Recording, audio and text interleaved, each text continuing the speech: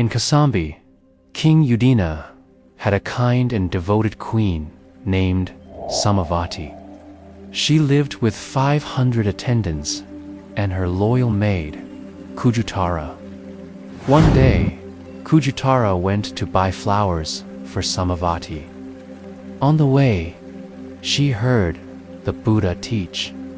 She gained great understanding and shared what she learned with Samavati and all the maids. They too followed the path of virtue and understanding.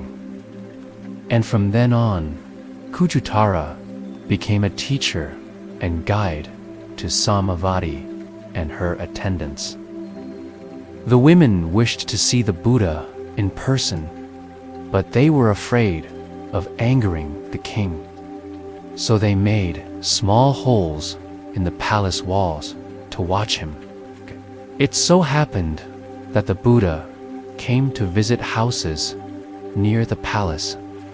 Whenever he came to a house, the women would peep out of their holes and pay respect to him by offering flowers. Another queen, Magandiya, was jealous. Earlier, the Buddha had rejected her offer of marriage. He had said, "I have no desire for worldly pleasures." She never forgot this, and she waited for her chance to take revenge. She watched as the Buddha became popular in Kasambi, and people started to follow him. He had now become a threat to the kingdom. She knew that if he wasn't stopped, he would eventually become the spiritual guide of the entire kingdom, and that none of this would be forgotten. So she decided to get rid of him once and for all. She saw that the king's wife, Samavathi, and her attendants respected the Buddha, so she tried to harm them first. She placed a snake in a lute and sent it to Samavathi. The king became very angry and thought that Samavathi had plotted against him. He picked up an arrow and was about to shoot her when suddenly she raised her hand and said, "Wait, my lord." Then she told the king how she and her attendants respected the Buddha and how they only wanted to see him. The king saw that she was innocent and was ashamed of his behavior.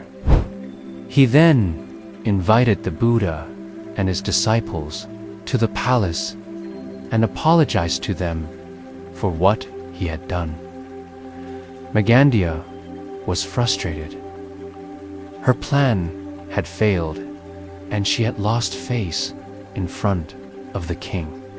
So she made one final plan.